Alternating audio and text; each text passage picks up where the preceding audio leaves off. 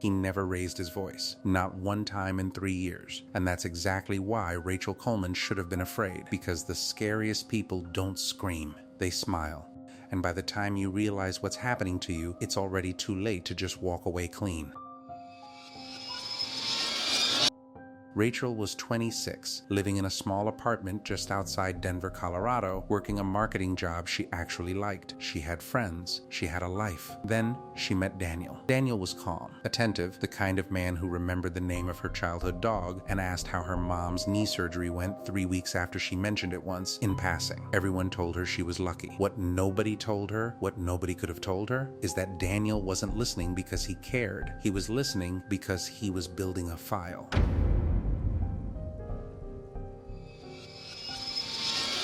This is where most manipulation stories actually begin.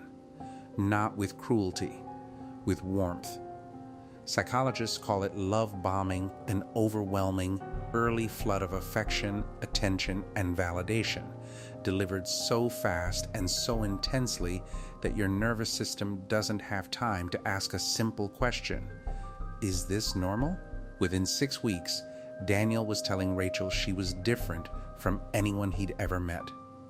Within 10, he was talking about the future a house, maybe upstate, somewhere with a porch. It felt like being chosen. It felt like winning. But love bombing isn't about how the other person feels about you. It's about how fast they can make you feel dependent on how they feel about you. Once that dependency is built, the real tactic begins. Around month 4, Daniel started pulling back. Not dramatically. Just enough a canceled dinner. A text that took 6 hours to answer instead of 6 minutes.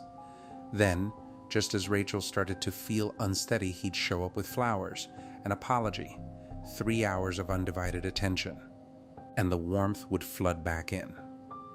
This is called intermittent reinforcement, and it's one of the most powerful psychological hooks a human being can experience. It's the same mechanism that makes slot machines addictive.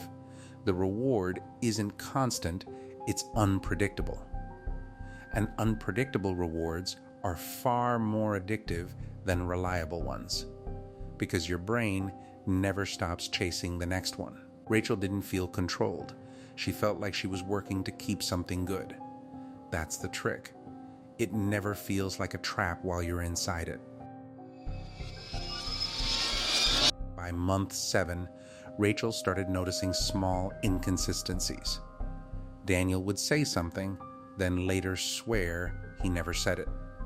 She'd bring up a promise he'd made, and he'd tilt his head, genuinely confused, and say, "Rachel, that's not what happened." At first she assumed she was misremembering. Then it happened again. And again. This is gaslighting, a slow, deliberate erosion of someone's trust in their own memory and perception. And here's the part almost nobody talks about. Gaslighting doesn't work because the manipulator is a good liar.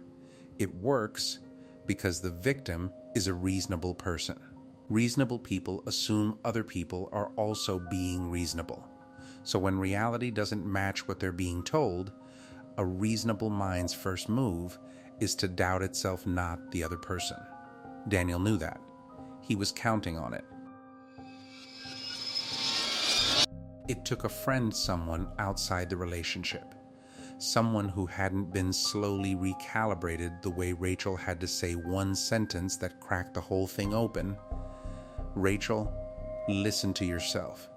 You're describing what you remember like it's a theory, not a fact." That was it. That was the moment. Rachel started writing things down.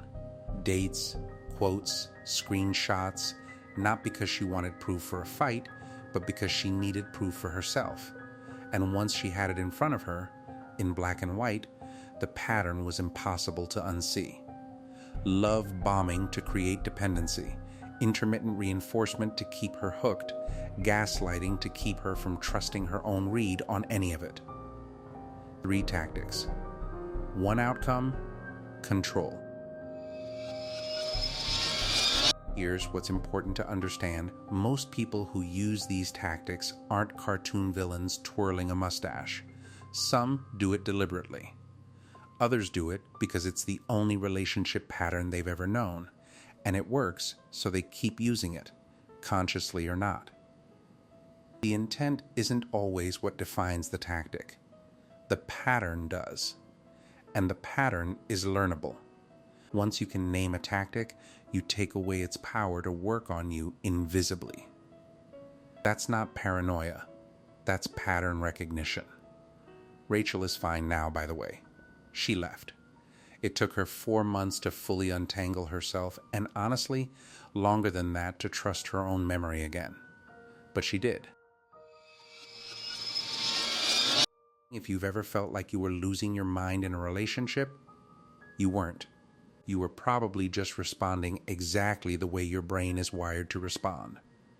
Comment below which tactic hit closest to home and subscribe, because next time, I'm breaking down the psychological trick con artists use in the first 4 seconds of meeting you.